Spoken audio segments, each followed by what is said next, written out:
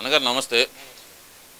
గడిచిన 5 రోజులుగా రాష్ట్రంలో ఒక రకంగా ఉద్రిక్త వాతావరణం రగులుతున్న విషయం తిరుమల లడ్డు వివాదం. ఎలా చూడాలంటారు అసలు ఈ తిరుమల లడ్డు వివాదాన్ని?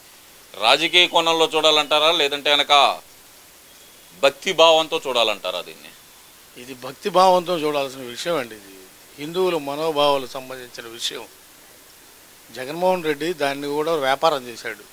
అది పర్యాటక కేంద్రం చేశాడు. అది ఆధ్యాత్మిక కేంద్రాన్ని పర్యాటక కేంద్రం చేసి తన ఇష్టానుసారంగా వాడుకున్నాడు. ఏ విధంగా అంటారు అసలు? ఏ విధంగా మీరు చెప్పగలరా మాట?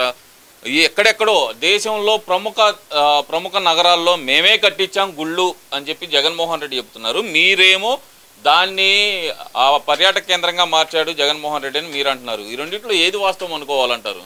పర్యాటక కేంద్రం మార్చాడు కదా.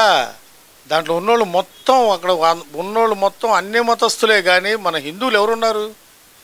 చైర్మన్ కాడి నుంచి కింద ఉన్న వాళ్ళ వరకు మొత్తం అన్ని మతస్థులే. వాళ్ళని తీసుకొచ్చి తిరుపతి దేవస్థానాన్ని బస్టు పట్టించాడు. దానికి తోడు హిందువులకు ఎంతో పవిత్రమైన తిరుపతి లడ్డూని కలుషితం చేసి హిందువుల మనోభావాలను దెబ్బతీశాడు. ఆ పాపం ఊరికే పోయిద్దా? ఏ విధంగా చెప్పగలరు? అన్ని మతస్థులని 45 సార్లు స్వామి మాల వేసుకొని సూపర్ స్వామి, ఆయన అంతకంటే ఎక్కువ సార్లు ఎవరు వేసుకొని ఉండరు. ఆయన్ని టీటీడీ చైర్మన్ చేస్తే ఆయన అన్ని మతస్థులు ఎలా అంటారు? నాకంటే గొప్ప హిందువు ఆయన అంటూ మన ఉండవల్లి గారు కూడా ఆయనకి సర్టిఫికేట్ ఇచ్చారు కదా. మరి సుబ్బారెడ్డి గారు, సుబ్బారెడ్డి గారేమో హిందూ, ఆయన భార్య ఏమో క్రిస్టియన్. భర్తలో సగం భార్య అంటారు. పెళ్ళని చెప్పండి భర్త మాట ఎండా. ఆయన చేసింది ఏంది? అయ్యప్ప స్వామి మాల వేసుకున్నాడు. అయ్యప్ప స్వామి మాల వేసుకున్నంత మాత్రానికి నువ్వు తిరుపతి దేవస్థానం చైర్మన్ అవ్వచ్చా? ఈయనకన్నా ఎక్కువ సార్లు వేసుకున్న వాళ్ళు ఉన్నారు. ఈయన దేవుళ్ళలో కూడా స్వాముల్లో కూడా సూపర్ స్వామి అంట. ఎక్కడ సూపర్ స్వామి? స్వాముల్లో సూపర్లు ఉంటారా? ఉండదే త్రిమూర్తులు. ఈయన సూపర్ స్వామి అంట. ఇక్కడ ఇంకో విషయం ఏంటంటే కనుక లడ్డూలో నిజంగానే కల్తీ జరిగిందని మీరు భావిస్తున్నారా? అంటే మీరు ఎలా భావిస్తున్నారు? ఎలా చెప్పగలరు ఈ మాట మీరు? 100% కల్తీ జరిగిందండి. 800 రూపాయల ఉన్న నెయ్యి 320 రూపాయలకి ఇస్తున్నాడంటే ఎలా ఇస్తున్నాడు? కనీసం ఆలోచన చేయొద్దా? ముఖ్యమంత్రి స్థాయిలో ఉన్న వ్యక్తి కనీసం 320 రూపాయలకి ఇస్తానంటే ఎలా ఇస్తున్నాడు అనేది కనీసం ఆలోచన చేయొద్దా? దేవుడి నైవేద్యానికి 1400 రూపాయల నెయ్యి వాడి ప్రజలు స్వీకరించే లడ్డూలో కలిపే నెయ్యి 320 రూపాయలకి ఇచ్చాడు. 320 రూపాయలకి ఎలా ఇస్తారు? ఇది కొత్త విషయం చెబుతున్నారు. దేవుడు స్వీకరించే ప్రసాదానికి సపరేట్గా ఇక్కడ సపరేట్గా తీసుకున్నారా వీళ్ళు? అవును. దేవుడికి నైవేద్యం సపరేట్గా పెడతారు. దాంట్లో మాత్రం 1400 రూపాయలు నెయ్యి వాడారు.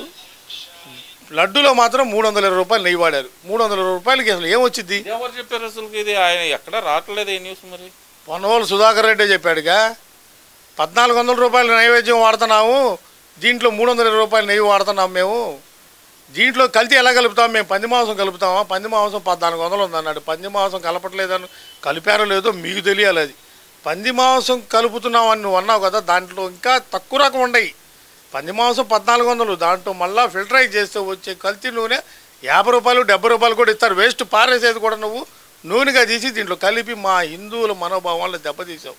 అన్ని మతస్థులకి హిందూ సాంప్రదాయాన్ని పాటించే వాళ్ళకు విలువలు తెలియవు. వాళ్ళు వచ్చి మనల్ని అన్ని మతస్థుల్లో కలపటానికి చేసే మధ్యవర్తులే ఈ బ్రోకర్లు. అంటే ఇక్కడ మరి నేను భూమన కరుణాకర్ రెడ్డి పుష్కరంలో స్నానం చేసి మరీ వెళ్ళాడు కదా అక్కడికి, అక్లాండం దగ్గరికి వెళ్ళి ఆ కర్పూర హారతి ఇచ్చి నేను ప్రమాణం చేయడానికి నేను సిద్ధంగా ఉన్నాను అంటున్నాడు కదా. మరి వాళ్ళు ప్రమాణాలు చేస్తారు, పొర్లు దండాలు పెడతారు, ఏవైనా చేస్తారు. ప్రాణం ముందు జైల్లోకి వెళ్తారనే భయంతో, దేవుడు చంపుతారని భయం లేదు వాళ్ళకి. ముందు జైల్లోకి వెళ్తే ప్రజల్లో చులకనైపోతారని చెప్పి ఏ ప్రమాణమైనా చేస్తారు వాళ్ళు. ఒక తల్లి లేదు, పిల్ల లేదు, తల్లి లేదు, తండ్రి లేదు, ఎవరు లేరు వాళ్ళకి వాళ్ళ రక్షణ కావాలా, వాళ్ళ ఆస్తులను కాపాడుకోవడం కోసం ఏ ప్రమాణమైనా చేస్తాడు. తొందరలోనే బయటపడిద్ది. వాళ్ళు చేసిన దుర్మార్గాలు మొత్తం అన్నీ బయటకు వస్తాయి. లేదు ఇవన్నీ డైవర్ట్ పాలిటిక్స్ అంటున్నాడుగా మరి జగన్మోహన్ రెడ్డి. డైవర్ట్ చేసేది ఎవడు? ఇప్పుడు విడిగా ప్రతి విషయంలో కూడా తప్పు జరిగే ముందు జగన్మోహన్ రెడ్డి బయటకు వచ్చి మీటింగ్ చెప్పడం అనేది సహజం. అది ఈయన ఇంత పతిత్తి అయితే ఆయన గవర్నమెంట్లో చేయొచ్చుగా. ఒక్క మీటింగ్ పెట్టాడా? ఇక్కడ ఇంకో విషయం కూడా తీసుకుంటే కనుక చంద్రబాబు మాటలు అసలు నమ్మొద్దు, మామనే చంపిన వ్యక్తి అంటూ లక్ష్మీపార్వతి నిన్న మరి మీడియా ముందరకు వచ్చింది. మరి దానికి ఏం చెప్తారు? మరి వాళ్ళ మామని చంపాడు, వాళ్ళ మామని చెప్పాడు అంటాడు. నువ్వు చూసావా? మీ నాన్న లక్ష్మీపార్వతిలో లింకప్ అయ్యి పార్టీని విలీనం చేసుకోవడానికి చేసే ప్రయత్నంలో ఆ విషయం బట్టబయలయ్యి తెలుగుదేశాన్ని కాపాడుకోవడం కోసం, తెలుగు వాళ్ళ మనోభావాలు దెబ్బతినకుండా ఉండడం కోసం, తెలుగు ప్రజలు బాగుండాలనే ఉద్దేశంతో చంద్రబాబు నాయుడు గారు చేసిన ప్రయత్నమే కానీ నీలాంటి దొంగ పనులు చేయలేదే. మీ బాబాయిని చంపావు, సొంత బాబాయిని చంపుకున్నావు నువ్వు. మీరు చేసే పనులు దుర్మార్గమైన పనులు, ఆ చేసే పనులన్నీ కూడా ఎదుటి వాళ్ళ మీద నెట్టడం అనేది మీ సహజ లక్షణం. అది లక్ష్మీపార్వతి కూడా చెప్తుంది కదా, చంద్రబాబు ఏది చెప్పినా సరే రాజకీయ లబ్ధి కోసం మాత్రమే చెప్తాడు, ఆయన ప్రజలకు ఉపయోగపడి పని ఒక్కటి కూడా చేయడు, 100 రోజుల్లో 60 రేపులు జరిగినాయి అని చెప్పి నేను కంటతడి కూడా పెట్టుకుంది కదా పాపం. లక్ష్మీపార్వతి గురించి ఏం చెప్పాలండి? అక్కడ ఆర్మని పెట్టావా, ఆ పెట్టికి ఓపెనింగ్ తీసుకొచ్చింది చంద్రరామారావు గారు వస్తే చాలనుకుంది. ఆయన చూడంగానే ఆ ఒళ్ళు పులకరించింది. సింహాన్ని వదిలిపెట్టి నక్కం తగులుకున్నానని చెప్పని చిన్నగా వెళ్ళి కాళ్ళు బిసుకుతా ఆర్మని పెట్టి అలవాటే కదా, చిన్నగా కాళ్ళు ఒత్తుతుంటే తిరిగి వచ్చిన మనిషికి హాయిగా అనిపించి, ఎవరమ్మా నువ్వేందంటే నేను ఇటు ఆర్మని పెట్టండి, మీ అంత మహానుభావుడు చరిత్ర రాసే అదృష్టాన్ని నాకు కల్పించండి అన్నాడు. సరే ఆ టయానికి ఎవరు అన్నం వండి పెట్టి టయానికి వంటలు రాలేదేమో ఆ రోజు వండి పెట్టింది. ఏ మత్తు మందు కలిపి వచ్చిందో ఆయన లైన్లో పెట్టుకుంది. మరి ఆమె కూడా చెబుతుంది కదా, అసలుకి రాష్ట్రంలో చంద్రబాబు నాయుడు అంత దుర్మార్గుడు లేడు, అందుకే ఎవరు రానివ్వరు అనే మాట అయితే చెప్తుంది కదా. ఆయనకి లేని రోగం అంటూ లేదని చెప్తుంది కదా. ఎవరికి? చంద్రబాబు నాయుడుగా? ఏమైనా చూసిందా? ఆ బాధ ఏంటంటే చంద్రబాబు నాయుడు గారు ప్రభుత్వాన్ని చేతిలో తీసుకున్నాడన్న మంటతోటి ఎట్లయినా సరే చంద్రబాబు నాయుడిని ఆగమం చేయాలని చెప్పని పక్కా శత్రువు అయినటువంటి జగన్మోహన్ రెడ్డి దగ్గర పోయి ఎవడన్నా కలుగుతాడా? నువ్వు తెలుగుదేశం మహానుభావుడు ఎన్టీఆర్ తెలుగుదేశం స్థాపించి తెలుగు ప్రజల్ని 9 నెలల్లో ప్రపంచవ్యాప్తంగా గుర్తు తెచ్చిన మనిషి, ఆయన భార్య అయి ఉండి నువ్వు పక్కా శత్రువులు వాళ్ళతో చేతులు కలిపి మా మనోభావాలు దెబ్బతీసి నువ్వు. అసలు జగన్మోహన్ రెడ్డి ఎలాంటి వ్యక్తి? 10th class first class student, degree first class student, ఇవన్నీ ఫస్ట్ క్లాస్ స్టూడెంట్లు. ఇట్లాంటివి చెప్పినోడు దొంగతనాల్లో నుంచి పేపర్ లీకేజ్ చేసిన వ్యక్తి. అలాంటి వ్యక్తితో నువ్వు పోయి నువ్వు మా పార్టీని బస్టు పట్టించింది కాక వాడి సంకనాగుతా.